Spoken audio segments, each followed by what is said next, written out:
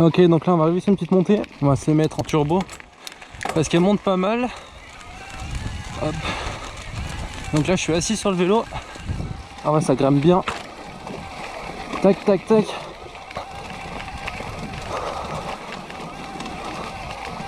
Ah ouais, on sent bien l'assistance qui est vraiment bien. Ah, c'est nickel. Tac. Par contre voilà, ça bride à 30.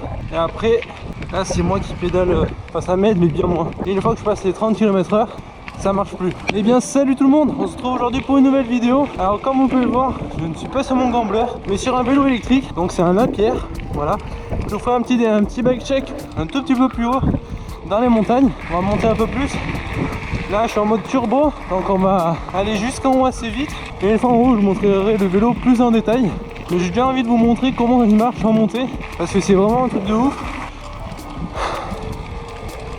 Et comme vous pouvez l'entendre, ça fatigue quand même, parce que si on n'appuie pas avec les jambes fortes, l'assistance sera pas aussi forte que ce qu'on peut avoir.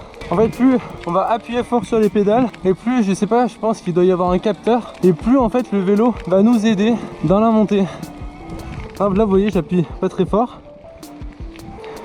Et le vélo, là vous voyez, par exemple je fais qu'un pied. Et en fait dès que j'arrête de pédaler, ça s'arrête. C'est vraiment bien fait. Ça en fait c'est vraiment une assistance. C'est pas comme une moto où on a juste à mettre un coup de pédale et après ça part. Je dis pas qu'on fait tout, mais qu'on en fait une bonne partie.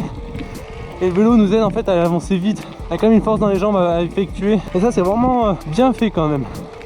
On le sent vraiment bien. Tac. On va monter tout en haut de la montagne et après on verra ce que ça donne. Allez c'est parti. Tac tac tac.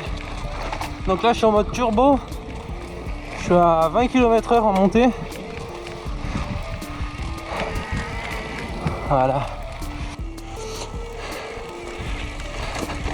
Donc on peut voir que je suis parti avec le plein d'énergie juste là. Voilà, là on vient de partir il y a quoi, il y a 2 minutes.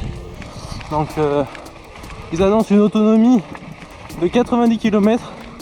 Mais après je pense avec les montées et tout ça c'est plus 70. C'est toujours un peu au-dessus. Là c'est un petit chemin 4x4 tranquille. Hop, drop.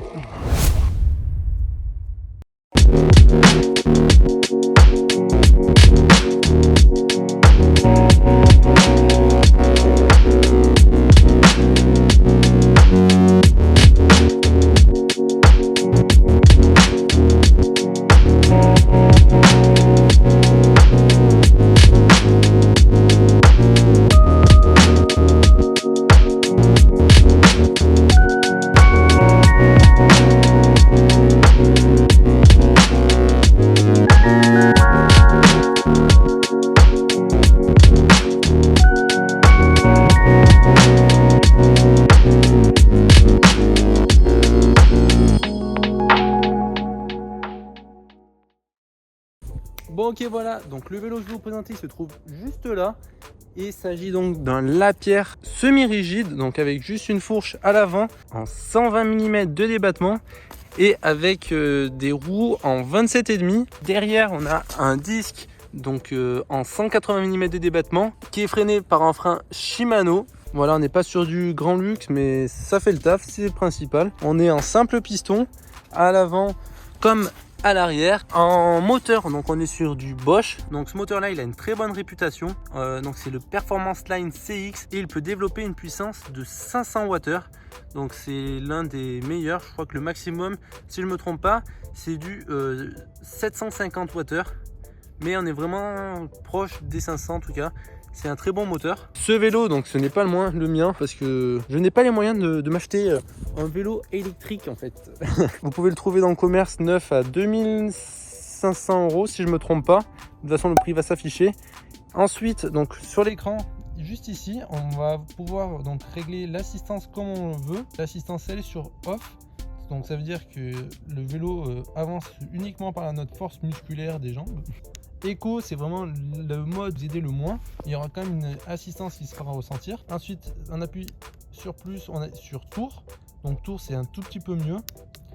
IMTB, c'est vraiment le bon mix pour pas déraper quand on fait des petites montées en enduro, typé un peu enduro.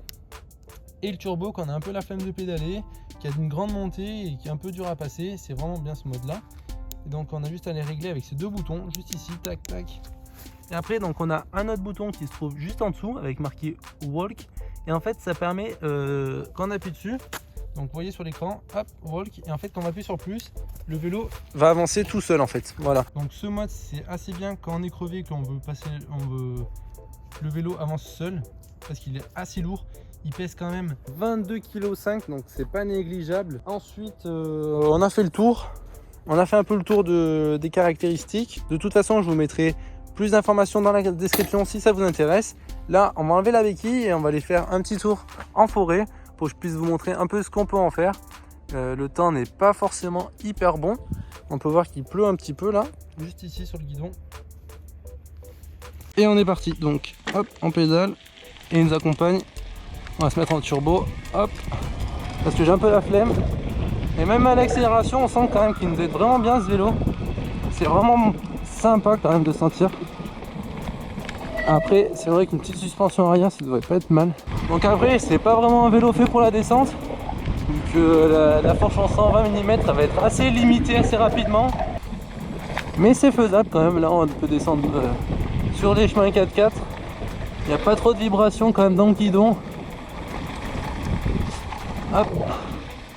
Par exemple, si on veut découvrir des chemins, par exemple, je suis jamais allé par ici. On va voir où ça emmène.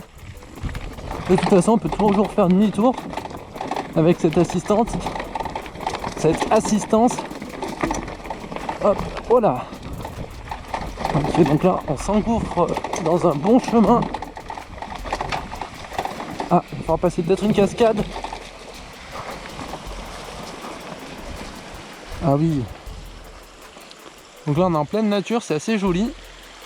Je pense qu'on va pas arriver à aller plus loin. On va passer là, passer quelques vitesses. Et là donc le mode turbo il est un peu trop violent, donc on va se mettre en IMTB. Ça va être un peu mieux. Hop. Tac, donc là on monte, je ne sais pas où. On va traverser une petite rivière. Hop.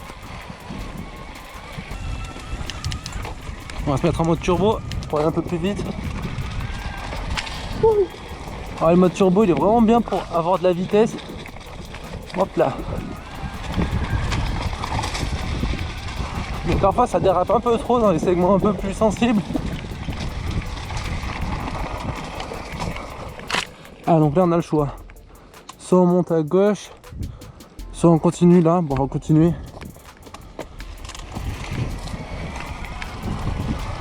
On sent ouais, au départ ça part vraiment direct. Yes. Wouh. Yeah. Ah, donc là ça va être un peu plus technique, je connais pas la descente. Je ne sais même pas où on va arriver. Oula. Ah oui. On est donc sur un lieu un peu lugubre.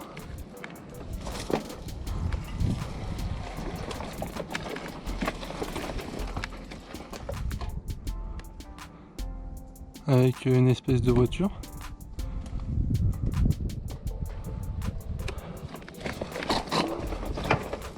Allez, on va voir où nous mène ce chemin. Wow. Allez, c'est parti. Ah, on arrive sur une route. Ah bah voilà, en fait ça devait être le chemin de la maison. Et donc on arrive encore sur un chemin en terre. On prend à droite ou gauche? Allez, à gauche, ça monte. On va voir où ça nous mène. J'espère pas tomber sur une propriété privée. Il va falloir faire demi-tour. Donc il pleut un petit peu. C'est un peu comme du crachat. Pas vraiment de la pluie en fait. C'est assez à ce qu'on s'être un peu plus de la pluie quand même.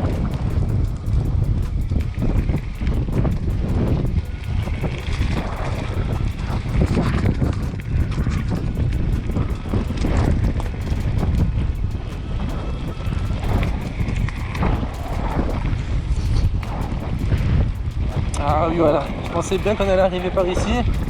Donc si en fait ce chemin je l'ai déjà pris. Je me rappelais plus juste de ce que c'était. Oula. Ouais, il va falloir passer en plein milieu. Oh. Ah oui. Heureusement qu'il y avait l'assistance électrique. On va continuer à monter.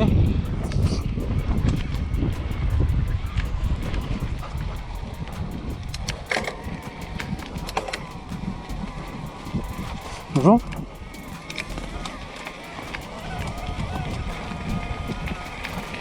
Hop, donc on a toujours toute la puissance de la batterie. Alors que depuis tout à l'heure je suis quasiment tout le temps en turbo. Ça c'est vraiment sympa quand même d'avoir une bonne autonomie.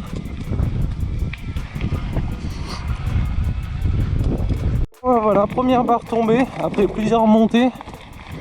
Il en faut quand même pour enlever la dernière, l'une des barres de ce vélo. Donc sur 5 barres on en a encore 4. Alors depuis tout à l'heure j'étais en turbo.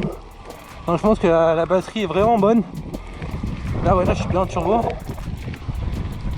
Et je pense qu'il y a moyen de faire beaucoup de longues randonnées en fait. Donc on arrive là. Et donc tout à l'heure j'ai pris à gauche. Là on va prendre à droite. Hop. Et là l'assistance directe qui reprend le relais. Tac. Et là par exemple si je veux passer n'importe où, un endroit praticable quand même. Allez ici, et ben ça va être possible. Hop là, là je viens de glisser sur un rocher. L'assistance a repris la main. Et là c'est bon, on peut y aller. Ça monte. C'est génial, on passe là où on veut. Allez on passe ici. Hein. Hop. Hop. Mais avec un vélo normal, ça serait impensable.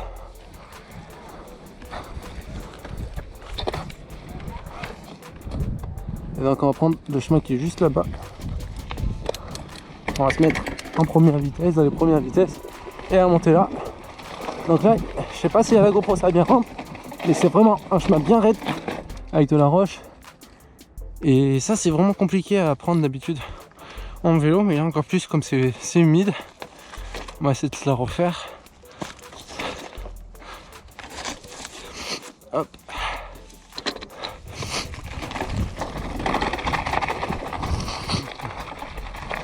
Peut-être mettre ouais, première là.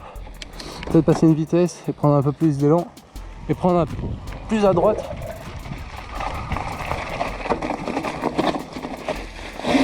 Ah non, ça va pas être possible aujourd'hui de monter cette montée. Bon et ben voilà, c'est une fin de vidéo. On lui aura bien mis quand même dans la figure à ce vélo. Il a pris pas mal de boue dans ces temps un peu humides. Alors franchement, conclusion, le vélo électrique pour moi en tout cas c'est validé. Après peut-être il manque une suspension arrière, mais ça existe, hein, on peut même acheter des DH électriques. Après de l'acheter un DH électrique je ne pense pas, parce que le vélo il fait déjà 22,5 kg, ça fait quand même assez important. Mais pourquoi pas avoir un gros enduro électrique, ça peut être vraiment intéressant. Et après, c'est même dans la neige, ça doit être vraiment sympa. Pourquoi pas essayer. Bon, si la vidéo vous a plu, dites-le moi dans les commentaires. Dites-moi aussi si vous voulez un deuxième épisode. Et puis, likez la vidéo si ça vous a plu, abonnez-vous. Allez, salut!